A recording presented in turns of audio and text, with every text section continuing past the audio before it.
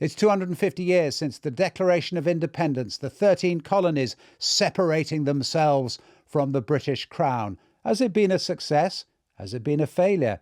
Is the jury still out? I've been talking about it all to Heather Cox Richardson, who is a renowned historian, someone who has written widely on the United States, but more importantly on constitutional matters and on the future as well of the place she calls home. So, Heather Cox Richardson, thank you so much for joining us on Americast. It's a pleasure to be here. And can I start with a really simple question and a positive question? Because I think we need to be positive. I want to be positive about America on its 250th birthday. And it's this question: what is there to celebrate? What should be celebrated? What can be celebrated? Well, what can be celebrated today is what we have always celebrated, is the ability of individual people to determine their future and to determine the government under which they live. And for all the terrible things that are happening in the United States right now, what you are seeing is a rebirth of that sense of agency and the desire to create a better nation. There was something that Barack Obama, a quote he liked to always cite, and that was about the arc of history bending towards justice. And I think there were a lot of people on the left when Obama was elected president who felt that was true. Do you think now, at the 250th anniversary and with Donald Trump in office, that people on the left still feel that? Or do you think that there's a disillusionment with the direction of the country? Well, a couple things. First of all, I'm really careful about the way we use the term the left here, because, of course, the left actually is an embrace of a kind of political economy that would destroy liberal democracy. And the United States of America really has never had a lot of people who are firmly in that camp. So what you're really talking about are those people who we used to refer to as the liberal consensus, those people who are trying to shore up American democracy. And what's interesting, I think, and I can't speak for other people, I'm speaking as an observer of what's happening in American politics. What is interesting in this moment are certainly the people who say, that's it, we're done, it's time to hang up our spurs. And the people who say, we're in a really hard moment, but we understand that we have the agency to change that moment. And one of the things that you are seeing is the rise of a reexamination of people like Barbara Jordan, who in 1974 was one of the people who really held the Republicans' feet to the fire to impeach Richard Nixon. Or you're seeing the real celebration of those people who stepped forward in hard times in a way that we haven't for a long time.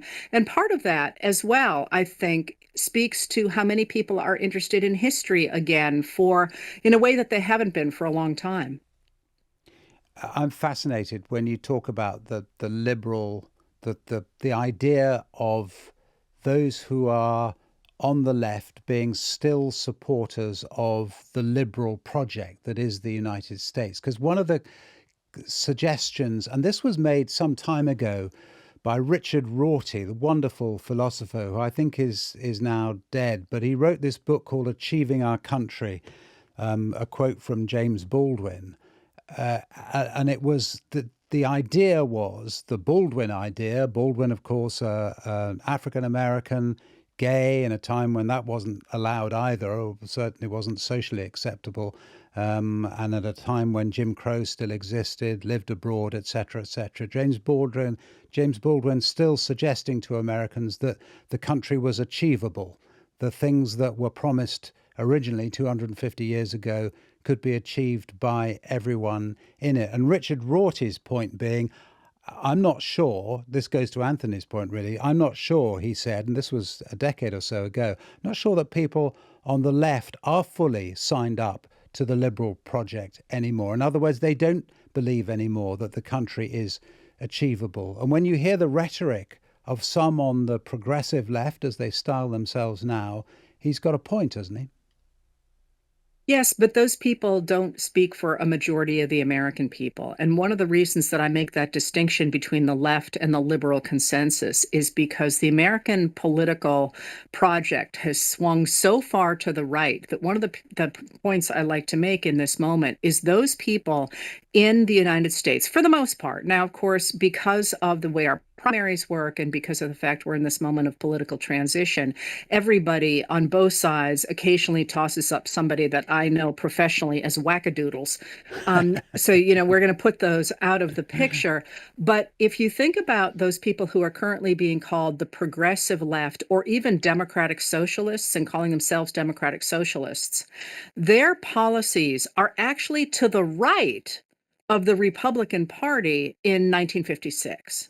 So this idea that somehow they are this radical left, when in fact in the post-World War II era, they would not have even been really, I mean, I guess you could say they would have been mainstream Republicans, but they would have been on the right of the Republican Party in the 1950s. So I just like to make that distinction because some of the things that they are calling for or standing behind are actually really quite centrist in terms of the sweep of American history. So just to drill down on that, what are you're talking about, I don't know, universal health care then, or attitudes to racial equality? Universal both of those things. Universal health care, of course, is proposed in the United States at first by Theodore Roosevelt in the early 1900s. We're not talking this is something modern and crazy. And, we could talk about the history of that, but certainly Dwight Eisenhower was the president who gave us a cabinet level Health and Human Services department. So that idea of universal health care, but even more than that, I'm always very interested in economics. Do you know what the top tax bracket was in the 1950s in America? I can't imagine. I guess 90%? Yeah. 92%. There you go. But I'm not hearing anybody say we need to go to a tax policy where the upper tax income bracket is 92%. So, but also there are more things that the Republicans stood for in 56. The expansion of Social Security, the expansion of employment protections, the expansion of the social safety net, more making it easier for women and disabled Americans to work for comparable wages, for the same wages as men. I mean, there's like all of these things that were in the 1956 Republican platform. The Democratic platform had even more suggestions, but the Republican platform that now are simply not on the table in the United States. One of the things that we've seen over the last 20 years or so is these big swings back and forth between Republican administrations, Democratic administrations, Republican Congresses, Democratic Congresses, and a kind of a sense by voters on both sides that the system isn't working. They're frustrated. They throw the bums out. They bring in new people. They get frustrated with them. They throw them out. Are there historic parallels over the past 250 years where there has been that kind of thing, where it seems like people are fed up with the whole system and neither party is doing enough to address their concerns? Yeah, we look a lot like the first Gilded Age in this moment, but there is a real difference between the first Gilded Age in the 1880s, 1890s, and 1900s and this moment. And the real difference there is that we are seeing the end game of a project to overturn the New Deal government that President Franklin Delano Roosevelt ushered in the 1930s, and that then Republican presidents like Dwight Eisenhower expanded. And what that did, of course, is it made the modern American government much more active. And so since the beginning, but really taking off in 1937, there was a project to overturn that New Deal government, to get rid of business regulation, to get rid of the basic social safety net it established, to stop government investment in infrastructure, to stop government protection of civil rights, and to make the United States walk away from the international rules-based order. Is this movement away from the power of Congress and to the presidency, and kind of the Congress becoming a dysfunctional body that isn't able to address people's concerns, doesn't really pass, legislature is mired in gridlock? Is that part of what's contributing to American disaffection with their government now? Is it essentially Congress's fault to some extent? is this a particularly ineffective Congress? Yes, this is historic. We have had at least one other Congress that was really didn't get very much done. It was under the Truman administration. But this one makes that one look superhuman compared to the fact that, House Speaker Mike Johnson, a Republican of Louisiana, keeps sending everybody home because he can't even get the Republicans on board to do anything because he's got that far right rump that simply says no to everything. So we are in that moment where Congress is particularly ineffective, but I don't think it's the fault of Congress per se or the system per se, so much as it is the abandonment by the Republican Party of this idea of checks and balances. And you can see that really dramatically in the Republicans in the Senate. What you see is them saying, we may not like this guy, but we're sure not going to let a Democrat get into office because they're going to regulate us and they're going to make us pay taxes. So that's really the surprise there, is the refutation of the central tenets of American democracy because of this ideology that has taken over the Republican Party since the 1990s, but really getting established in the 1980s.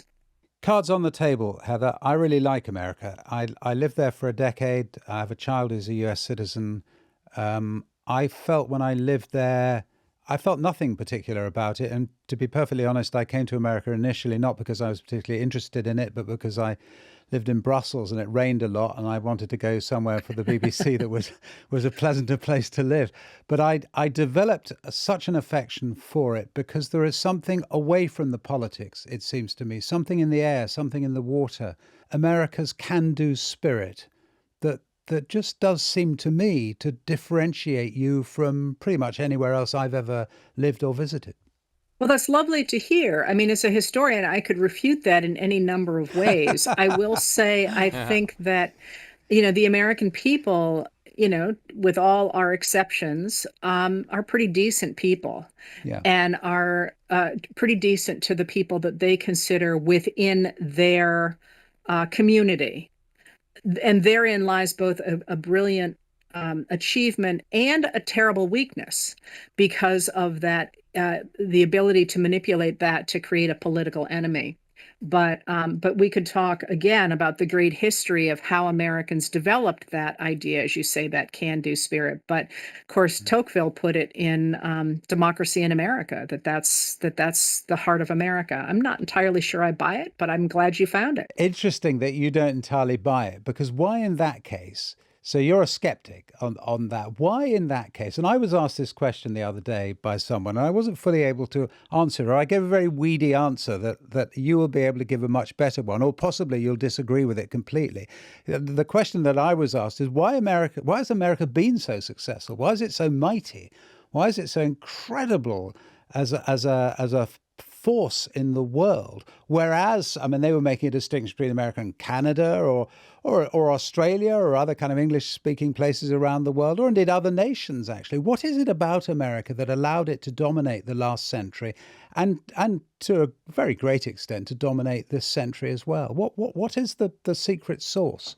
Well, so we have to start with resources, right? This continent has had extraordinary resources, and people who live in the United States of America have been excellent at exploiting those resources. I mean, that I think has to be the bottom line. But I do think that one of the key aspects of America and the people who live in the United States of America, and I keep making that distinction because I'm talking about a political entity versus the geographic space, because of course Indigenous Americans have been part of that polity or have not been part of that polity in different times.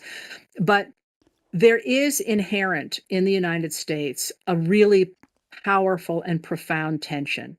And that is the tension, on the one hand, between people who believe that some people are better than others and that the power of the government should be used to protect property, and those people who believe that everybody is created equal and the government should be used to make it possible for those people to be treated equally before the law, to have a say in their government, and to have equal access to resources.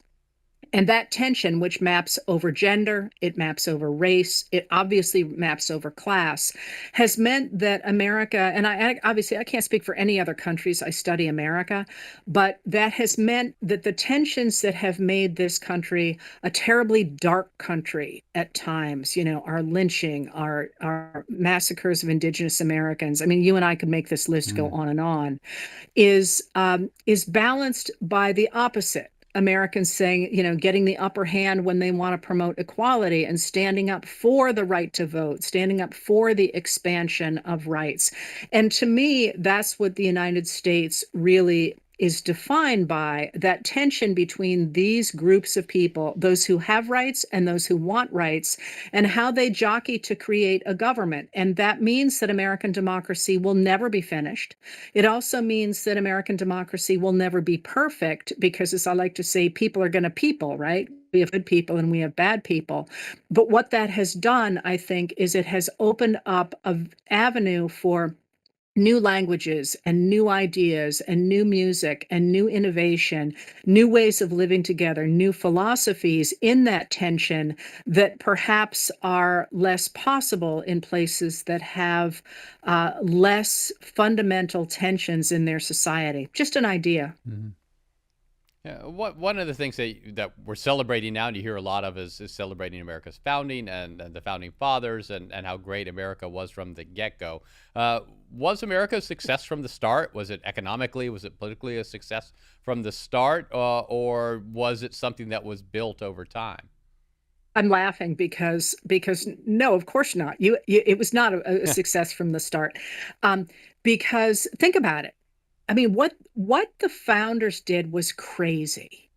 In 1763, they were really, really proud at the end of our French and Indian War. They were really proud to be members of the greatest empire in the modern era, right? They were really proud of their identity as Englishmen. That is something that they stood really strongly on. And by 1776, they're declaring independence, which is 13 years, right? And the founders talked about how the real revolution was in men's minds, and they used the word men there, of course, although it was also women's as well, was in minds before the Revolutionary War, which is going to come on the heels of that revolution after 1776. But the idea that they are writing a Declaration of Independence to the rest of the world, which is what it is, it's a letter to other countries in the world saying, hey, we're not rebels. There's actually a reason we're doing what we're doing, and you should accept us as one of your own. And they wrote this declaration, and it starts with just this amazing declaration of natural law. That, we hold these truths to be self-evident. I mean, that's a mathematical formula. That's not, you can't argue with that. These are self-evident, that all men are created equal. Well, what's going on with that? And that they are entitled to certain unalienable rights, life, liberty, and pursuit of happiness. What a thing to say in 1776. That is an Enlightenment declaration that the natural laws in the universe are discoverable, and that it is possible, as the Declaration goes on to say, to construct a government that is based in those universal laws, so long as people have the right to make their own government. I mean, that is a crazy thing to say. And they do it, and then they list for the other countries of the world all the ways in which King George III had broken his compact with his children, his colonists on the North American continent. But then at the end of it, there is almost a prayer to each other and to the other people in the colonies saying, because of all the things we've listed, we declare that we have the right to be an independent country and to make treaties and all the things an independent country can do. And to this, we pledge to each other our lives, our fortunes, and our sacred honor. And to me, that always reads as a group of men who recognize that they are essentially signing their death warrants if it doesn't work. And, because they're going to sign this thing. And by the way, they're not going to sign it till August 2nd. We always focus on the 2nd and the 4th of July. They don't actually sign it till August 2nd. But that idea is almost a prayer, like, we're walking on this high wire here, and we really hope that we stay on it because there ain't no net below us. Tell us about your own celebration of July the 4th then, finally, Heather. What do you do? Because a lot of the concentration and the media concentration is on the big events that are happening in DC and the Trump stuff and all the rest of it, and the non-Trump stuff as well. But actually, it always struck me when I lived there that the real heart of the celebration of July the 4th, even when it's not the 250th anniversary, was local. I think that's right. And it always has been. And that's exactly the case here. I live on the coast of Maine in a tourist area.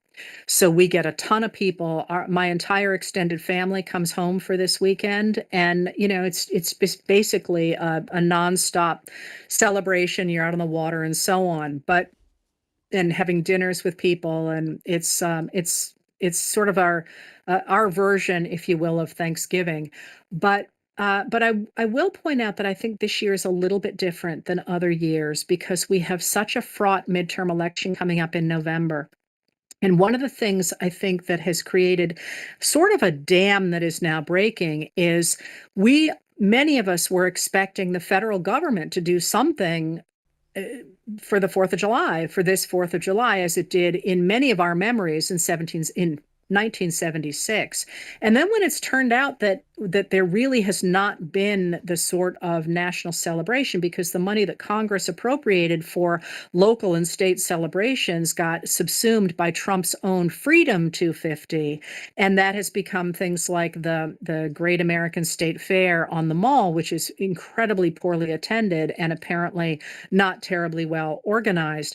So what you have seen sort of in the last 3 weeks is a lot of individuals stepping up to the plate. Well, like the 250 project we're doing, but stepping up to the plate to make their own celebrations. And it feels to me, and again, I'm a prophet of the past, not the future, that is going to continue to roll forward into the rest of July.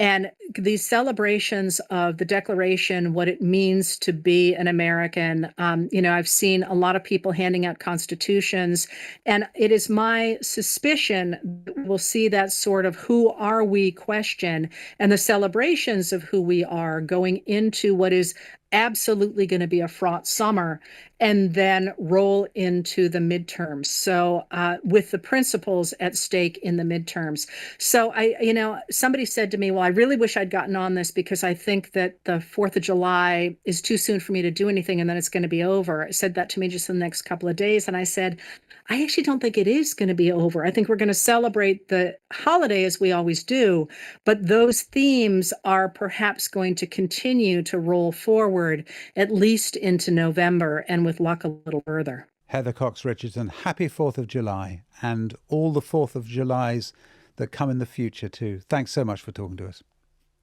Thank you for having me.